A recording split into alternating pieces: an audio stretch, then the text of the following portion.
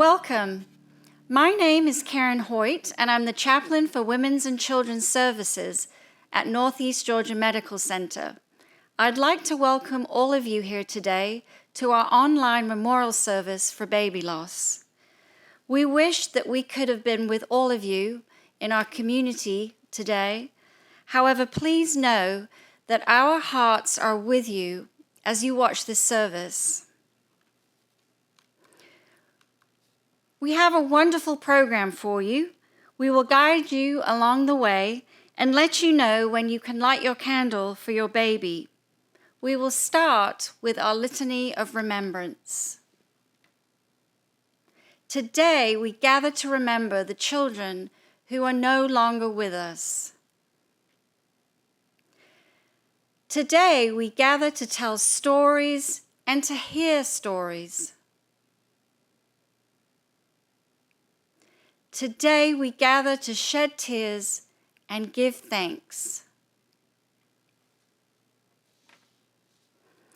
As we gather to remember those children who are no longer with us on this earth, you may strive to find yourself in the grim reality of life after loss. You may have heard people saying that healing takes time, and I tend to agree with them. However, more than ever, I believe that healing takes a community.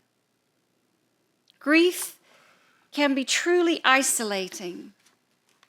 And just like the sheep that wanders away from the flock, Howard Thurman asks us, why was he lost?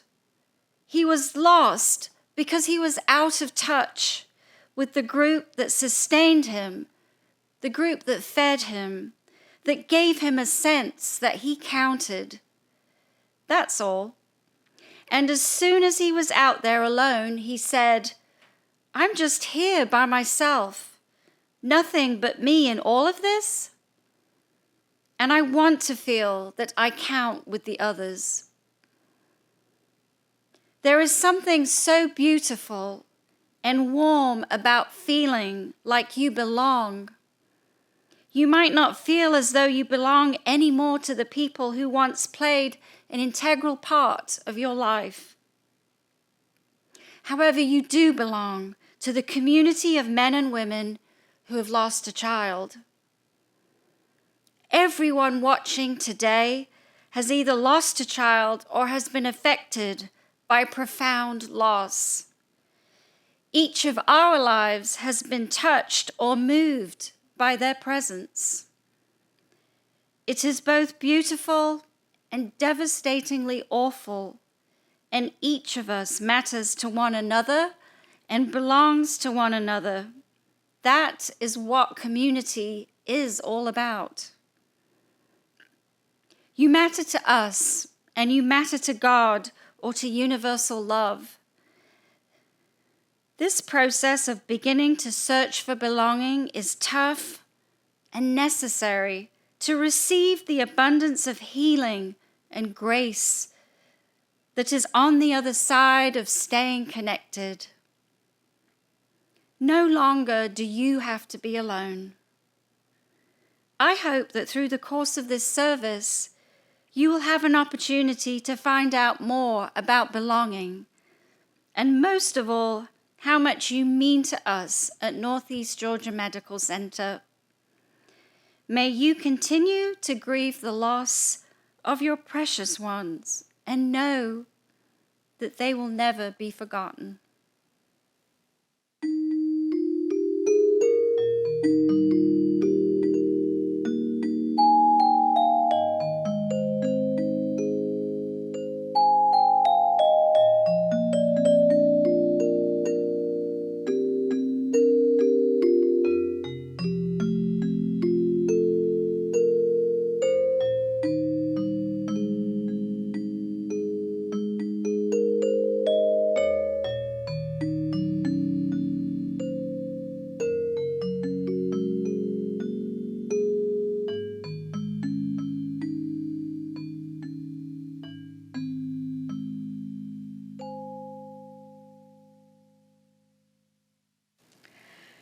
Thank you for joining us.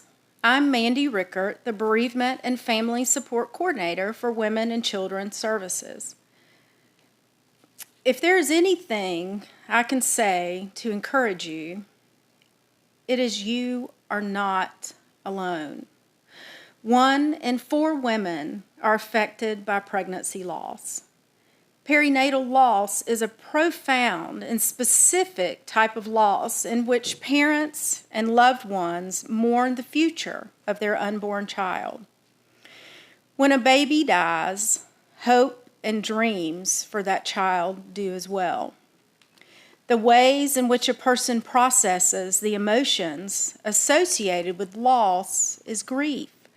It is through grieving that our sorrow finds expression. Grieving is not linear. Emotions do not adhere to a schedule or flow in stages.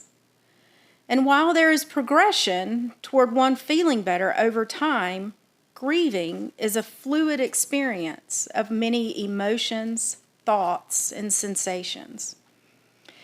At times, grieving may be gentle or profound, and usually comes in waves, typical for the thoughts, emotions, and sensations that you may feel. You cannot rush the grieving process. It has no finish line. However, over time, waves of grief tend to wind down in terms of their frequency and intensity, and you begin to integrate the loss into your daily life. As grief becomes less energetic and softer, healing progresses. We believe an integral component of the healing journey is making memories and discovering ways to honor the life of your baby. Remembering and affirming the life of your baby facilitates your ability to adjust to a different future. This service of remembrance is a way for us to affirm your baby's importance and significance. It is our way of creating a memory for you. We want each of you to know the life of your baby is sacred. The memories a family makes with their baby allow the life of that child to briefly come alive again. Some memories, such as hand and foot molds or a baby's clothing, are tangible keepsakes. Creating memorials can also help you honor the loss of your baby. And many parents find that visiting the gravesite or place where their baby's ashes are kept comforting. As you continue to heal, reflect on the memories of being with your baby or carrying your baby. If you were able to see and hold your baby, try to remember how he or she looked and felt. Although no amount of time is ever enough, being with your baby reaffirms your roles as a mommy or a daddy, and no one can ever take that away. The memories you make become part of your story, a story which marks a period in time and paints a picture of the life of your child. Each time your story is told, memories of your baby are imprinted onto the hearts of the listener. These stories tell us of the love you have for your baby. This year's speaker is a mother of 5 children, 4 boys and 1 girl, and enjoys photography, cooking, decorating her home, and spending time at the baseball and soccer fields with her children and husband. In 2013, the Baggett family found out they were expecting their second son, Miles William Baggett. During the regular anatomy scan, they received news that Miles would be born with life-altering complication. Miles was born on June 18, 2013, and weighed 10 pounds, 10 ounces. He spent the next 6 months in the neonatal ICU and passed away on December 29th, 2013. Please join me in welcoming Miles's mom, Courtney, as she shares her story of hope and healing. Thank you, Mandy, and thank you, Northeast Georgia Medical Center, for having me here today to share my story. My name is Courtney Baggett. I am 37 years old. I live in Madison, Mississippi. I am a wife to my husband, Lanston. We have been married for 12 years, and I'm a mom to 5 children, 4 boys and 1 girl. In 2013, my husband and I found out that we were expecting our second baby, and we were just thrilled. Like most parents are, we could not wait to add a new addition to our family. We had a generally healthy pregnancy and went for our 19-week ultrasound, and during that visit, that is when we found out the devastating news that our baby would be born with multiple health problems. He had very large kidneys that were not functioning properly, and he had some issues with his brain, and they saw fluid around his neck. And most of his problems were life-threatening, meaning that there was a chance that he would not make it throughout my pregnancy or make it at birth. And so at that point, we ended up seeing fetal medicine specialists at the University of Mississippi Medical Center. And we went to see them to confirm that our baby definitely had what our OBGYN's office saw, and that these problems were life-threatening. So we were just, my husband and I, we were somewhat newlyweds at the time. We had a baby at home that was just a year old, and we were just devastated. We never in a million years thought that something like this would happen to us. So when we got home, we, had to process this information and decide what we needed to do. And we ended up going to the University of Alabama to get a second or third opinion from those fetal medicine doctors. And at that visit, they did confirm that their findings were consistent with the fetal medicine doctors at UMMC. And at this point, the doctors at UAB gave us the option to do a termination, and my husband and I decided not to do that we would carry our baby to term, and we hoped that we could get him here for the doctors to figure out what was really going on with him.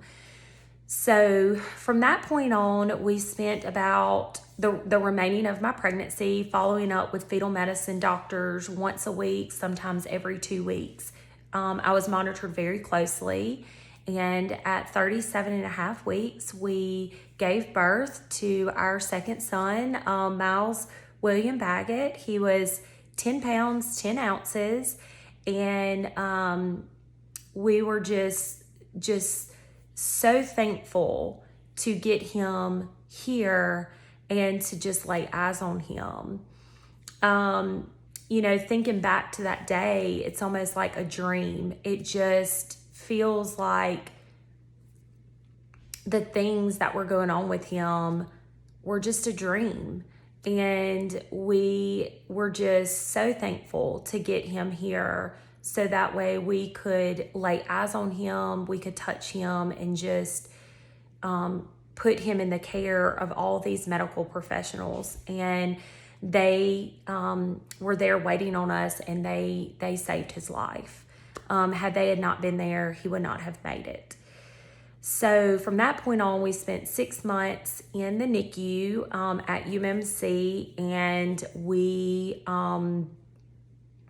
had to fight for his life. He was very, very sick. And around 6 months, on December 29th, 2013, Miles passed away peacefully in my arms, surrounded by family that loved him and us. And it was the most devastating time of my life. And I know that from that point on, for many years, I struggled. And I struggled to find joy. I quit work. I was out of work for about a year after he passed away, and had to figure out a new normal, because for my whole pregnancy, and then, half of a year after he was born, my life revolved around getting him here and trying to get him well so he could come home. And so I know that after he passed away, getting up to get out of the bed was almost impossible. Just having a smile on my face. I never smiled. I was in a very depressed state of life. And, I didn't think that I would ever come out of that. And here I am 9 years later. I have been able to find joy and peace through all of the sadness, even though the tears still come. And it is really hard to sometimes look at pictures and think about, the birth of him and everything I went through. It's like reliving those moments all over again. And so, but I am at a place in my life where, I do have peace and joy. And I'm just here to tell you that I know that you may be going through the midst of grieving, and that right now it is very hard for you. And there will come a point in time where, you will find joy again, and you will smile again, and there is hope. The tears will still fall. And just know that your baby will never be forgotten, and that talking about your baby is so important, because I knew that as a mom, if I didn't talk about it, I felt like he was forgotten, and that he was never a part of my life. And he was a part of my life. He was my baby, just like your babies are a part of you. And their life is just as important as, other lives around you. You may have other children that your baby's life is just as important. So I'm just here to let you know that if you need to reach out to me, or contact me to just have a support person to help you get through some of these really hard times, I would love for you to reach out to me, and I will share my contact information with you guys. And just know that, I know my journey may have looked different than yours, but there's for sure one thing that we all have in common, and is that we have gone through the loss of a child, and there is that void in your heart that you just feel is not fulfilled. And the way we handled our journey may be different, but we all have experienced that pain. And it's so important to just lean on people that understand what similar situations that you are going through. And I'll just leave this last final message to y'all, is that one thing that I regret, that I wish I could have done differently, is allowing people to love on me and to carry me through a time in my life that was so painful and felt so lonely. And if you can just allow people to love on you and to help you get through that, I promise things will get things will feel a little bit easier for you. So I love y'all, and I'm praying for you, and feel free to reach out to me if you have any questions or just want to chat. Thank you. I'm Frank Brown, Critical Care Staff Chaplain at the Northeast Georgia Medical Center. We now begin the ceremony of remembrance. During this segment of our program, I invite you to light a candle in memory of your child as his or her name is called. Today, we remember Aurora Michelle Drummond, Miles William Baggett, Gracelyn Ohana Hale, Paxton Tate, Jaden Charles Young, Baby A. Caldwell, Francisco King Jr. Rodriguez, Baby Bacchus, Liam Dennis Gosnell, Evelyn Ann Gosnell, Maddox Smith, Abel Villanueva, Oakley Ann Chambers, Carrie Leanne Hughes, Christy Jean Hunt, Gabe Michael Roberts, Riley Ann Johnston, Ada Rose Roberts, Layton Everly Shirley, Isaac Henry, Theodore Lewis Sinowitz, Strawberry Bailey Adore, Jordan Lee Garland, Timothy Joel Burnett, Baby Browning, Samuel Bryce, Joseph Bryce, William, Elizabeth, Brentley James McLean, Benson Gage McLean, Baby Cornelius. We hold the memory of your child in our hearts.